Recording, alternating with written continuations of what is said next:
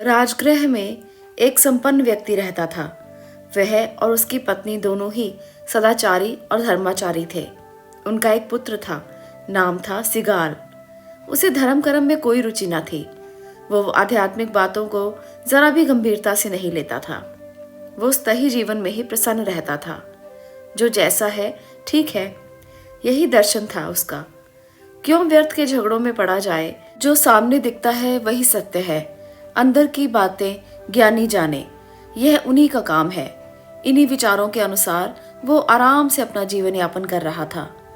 जब सिगाल के पिता का अंत समय पास आया तो उन्होंने सिगाल को अपने पास बुलाया।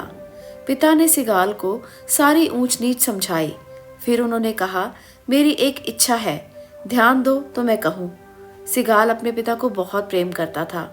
उसने सोचा, पिता की आखिरी इच्छा है, मुझे उसका सम्मान करना चाहिए।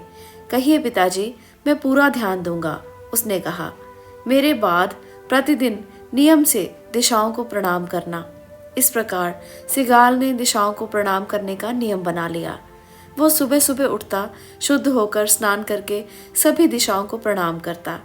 एक सुबह जब वो इस तरह भीगे वस्त्र भीगे केश लेकर दिशाओं को प्रणाम कर रहा था तो तथागत बुद्ध वहां आए।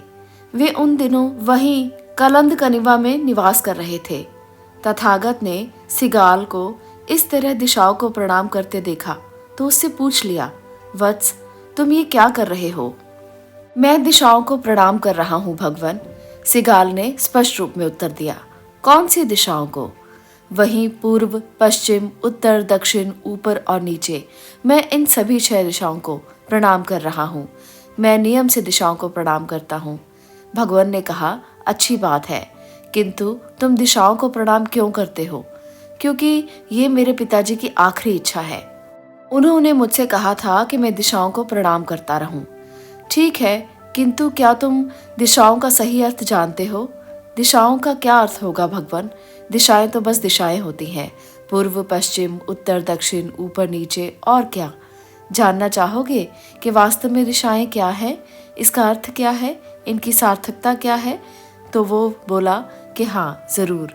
तो सुनो वत्स, मैं तुम्हें इन दिशाओं का वास्तविक अर्थ बताता हूँ। तभी तथागत ने सिगाल को बताया कि पूर्व दिशा वास्तव में माता पिता को मानना चाहिए। माता पिता 5 प्रकार से पुत्र की अनुकंपा करते हैं। वे उसे पाप से बचाते हैं, उसे पुण्य कर्म सिखाते हैं, उसे विद्या दान कराते हैं। वे योग्य कन्या से उसका विवाह कराते हैं और वक्त से उसे उसकी विरासत सौंप देते हैं। 5 बातों को ध्यान में रखकर पुत्र को माता पिता की सेवा करनी चाहिए। उसे इस तरह सोचना चाहिए, माता पिता ने मेरा भरण पोषण किया है, इसलिए मुझे उनका भरण पोषण करना है। उन्होंने मेरा कार्य किया है तो मुझे भी उनका कार्य करना चाहिए। जैसे उन्होंने कुलवंश को बनाए रखा, मुझे भी बनाए रखना चाहिए। जैसे उन्होंने दाएं भाग दिया है, मुझे भी देना चाहिए। मुझे मृत माता पिता के प्रति हमेशा श्रद्धा भाव रखना चाहिए। पश्चिम दिशा के विषय में तथागत ने सिगाल को बताया कि पश्चिम दिशा वास्तव में पत्नी होती है। पत्नी अपने पति पर 5 प्रकार से अनुकंपा करती है। वे सारे कार्य ठीक से निपटाती है। वह नौकरों को भी वश में रखती है। वह खुद व्यभिचारिणी नहीं होती। वह पति द्वारा जमा किए धन की रक्षा करती है।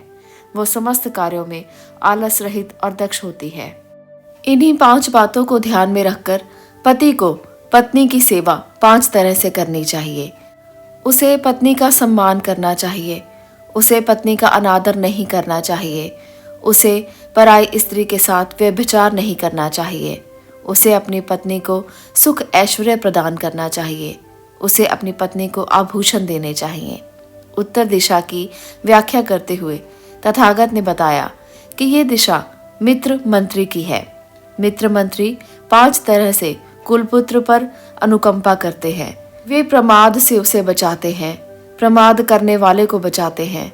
उसके भयभीत होने की दशा में वे उसे शरण देते हैं। वे उसे विपत्ति में अकेला नहीं छोड़ते। दूसरे लोग भी उसका सत्कार करते हैं। इन्हीं 5 बातों को ध्यान में रखकर कुलपुत्र को मित्र और मंत्री रूपी उत्तर दिशा की तरह 5 तरह से सेवा करनी चाहिए। उन्हें दान देना चाहिए, उन्हें प्रिय वचन बोलने चाहिए, उनका काम कर देना चाहिए, उनके प्रति समानता दिखानी चाहिए, उनमें विश्वास रखना चाहिए। इसी तरह से दक्षिण दिशा के विषय में तथागत ने स्पष्ट किया कि आचार्य की दिशा है। आचार्य या गुरु 5 प्रकार से अपने शिष्यों पर अनुकंपा करते हैं। वे शिष्य को विनय का गुण सिखाते हैं। वे शिष्य को बेहतर तरह से उत्तम शिक्षा देते हैं। वे शिष्य को यह सोचकर शिलभ की शिक्षा देते हैं कि इससे विद्याएं पूर्ण रहेंगी। आचार्य ही मित्र मंत्रियों का अच्छा बोध कराते हैं। आचार्य दिशा की सुरक्षा करते हैं। इन्हीं 5 बातों को ध्यान में रखते हुए शिष्य को आचार्य रूपी दक्षिण दिशा की 5 तरह से सेवा करनी चाहिए। उसे उत्थान करना चाहिए, उसे आचार्य का सम्मान और उसकी सेवा करनी चाहिए। शिष्य को आचार्य तथा गुरु से उत्तम उपदेश सुनने चाहिए, उसे सत्संग करना चाहिए, उसे सत्कार के साथ आचार्य के साथ विद्या प्राप्त करनी चाहिए। तथागत ने ऊपर की दिशा की व्याख्या इस प्रकार की। ये श्रमण ब्राह्मण की दिशा का है। श्रमण ब्राह्मण 6 प्रकार से कुलपुत्र पर अनुकंपा करते हैं। वे उसे पाप कर्मों से बचाते हैं। वे कुलपुत्र को सत्कर्म में रत करते हैं। वे कुलपुत्र का भला चाहते हैं। ये कुलपुत्र को ऐसी विद्या सुनाते हैं जो उसने सुनी नहीं होती। जो विद्या कुलपुत्र से सुनी होती है, श्रमण ब्राह्मण उसमें उचित संशोधन करते हैं। वे कुलपुत्र को स्वर्ग का मार्ग दिखाते हैं। इसी प्रकार से 6 बातों को ध्यान में रखकर कुलपुत्र को श्रमण ब्राह्मण रूपी ऊपर की दिशा की 6 प्रकार से सेवा करनी चाहिए। उसे मित्र भाव से कार्य करने चाहिए। उसे मैत्री भाव से वाचिक क्रम करना चाहिए। उसे मैत्री भाव से मानसिक क्रम करना चाहिए। कुलपुत्र को श्रमण ब्राह्मण को भोजन, भिक्षा और दक्षिणा देनी चाहिए। तथागत ने नीचे की दिशा के विषय में कहा, यह दिशा सेवक की होती है। सेवक भी 5 तरह से मालिक पर अनुकंपा करते हैं। वे मालिक से पूर्व सोकर उठते हैं। वे मालिक के सोने के बाद सोते हैं। वे मालिक का यश फैलाते हैं।